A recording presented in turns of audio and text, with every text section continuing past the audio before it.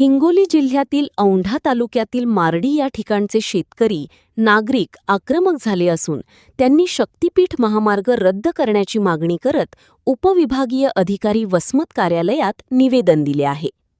हिंगोली जिल्ह्यातील औंढा तालुक्यातील मार्डी या गावातून शक्तीपीठ महामार्ग जात आहे. यामुळे शेतकऱ्यांचे अतोनात नुकसान होणार आहे.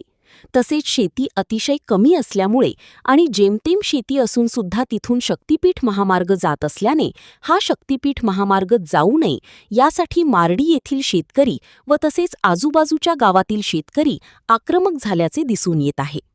शक्तीपीठ महामार्ग आम्ही आमचा जीव गेला तरी चालेल, पण आम्ही होऊ देणार नाही, असे यावेळी ते बोलताना म्हणाले. यावेळी निवेदन देण्यासाठी शेकडो शेतकरी मोठ्या संख्येने उपस्थित होते.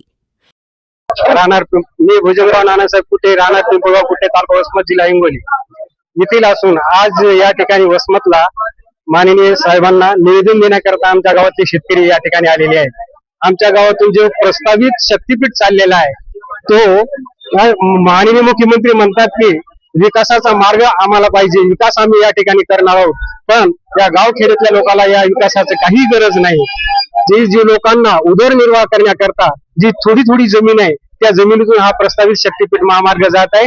या शक्तीपीठ मार्गापासून या खाव खेड्यातल्या लोकांना कसल्या प्रकारचं त्या ठिकाणी फायदा नाही, उलट नुकसान आहे. जर ही जमीन गेली किंवा हा शक्तीपीठ महामार्ग या ठिकाणाहून गेला तर या गेलेल्या शेतकऱ्यांना उपजीविका करता कसल्या प्रकारचं साधन राहणार नाही आणि त्यांना आत्महत्या केल्याशिवाय दुसरा या ठिकाणी पर्याय राहिला नाही. तरी माननीय मुख्यमंत्री साहेब यांना मी आपल्या या चॅनल तर्फे विनंती या ठिकाणी करीत आहे की गोरगरिबांचं शेतकऱ्यांचा विचार करून होईल तिथपर्यंत हा शक्तीपीठ महामार्ग रद्द करावा हीच विनंती, कळकळीची विनंती या शेतकऱ्याकडून. मी पंजाब रामदास मस्के, तालुका औंढा, जिल्हा हिंगोली, राहणार मार्डी. आमच्या गावठांची जमीन 45 गुंठे चाललेली आहे. बाधित शेतकऱ्याची जमीन 20 हेक्टर जमीन चाललेली आहे. या सरकारचा एवढाच निषेध करतो की आम्हा गोर गरीबाला जगू द्यायचे का नाही. हे सरकार एवढं येड्यात काढायला शेतकऱ्याला की सांगू नका. आम्ही एवढं आंदोलन करणार आहेत, सुद्धा महिला सुद्धा आंदोलनात उतरणार आहेत. आमचं छोटूस गाव आहे, गोर गरीब जनता आहे, खोटं खाणार. आधीच 2-2 एकरच जमीन आहे, त्याच्यात सगळी मिळून 20 हेक्टर जमीन चाललेली आहे. काय करावं या सरकारचं. एवढा आम्ही निषेध करायलो या सरकारचा. ज्या दिवशी मोजमापणीला लोक येतात त्यांच्यासाठी आम्ही महिला मंडळी सुद्धा रस्त्यावर आंदोलन करता उतरू. रमेशराव शेळके, आमची जमीन गावातली तरी 45 गुंठे आणि कमीत कमी तुम्हाला सांगतो 105 एकर जमीन मार्डीतली चालली, तरी आम्ही सरकारला विरोध करणार आहोत. या मार्गामुळे शेतकऱ्याचं खूप नुकसान होत आहे. तरी आम्ही सर्व महिला गावातल्या घेऊन लेकरं बाळ सुद्धा आम्ही जमिनीवर तिकडे जाणार आहेत रोड अडवायला. आत्महत्येचा दहन करू आम्ही. मार्डीचे रहिवासी आहे. तर आमच्या गावालगत शक्तीपीठाचा जो मार्ग चालला त्या मार्गाने आमच्या गावाची फार मोठ्या प्रमाणामध्ये नुकसान होत आहे. तर आमच्या गावामध्ये अल्पमूळ लोक आहेत.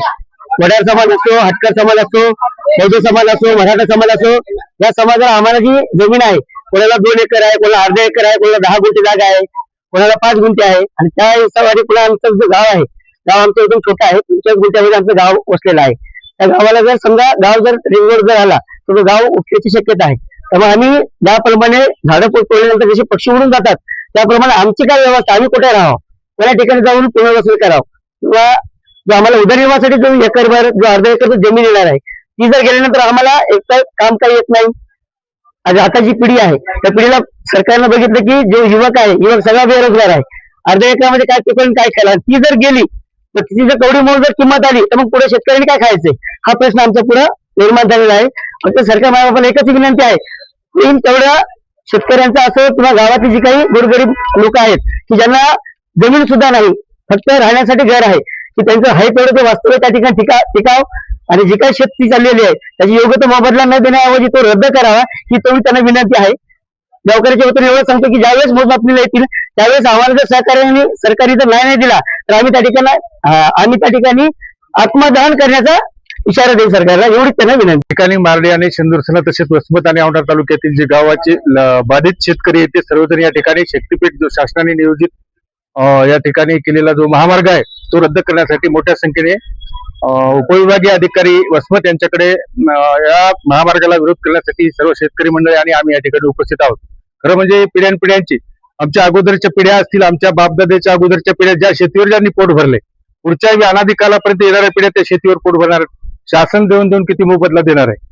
हा मोबदला कितीही मोठ्या प्रमाणात दिला तरी तो पुरेसा नाही आहे.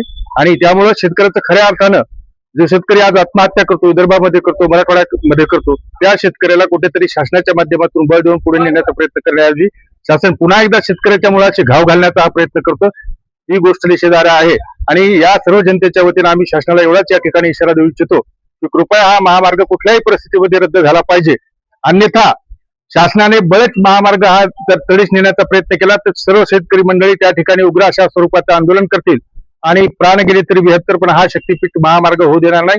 हा शासनाने इशारा समजावा, विनंती समजावी. प्रतिनिधी नंदू परदेशी, NTV न्यूज मराठी, वसमत, हिंगोली.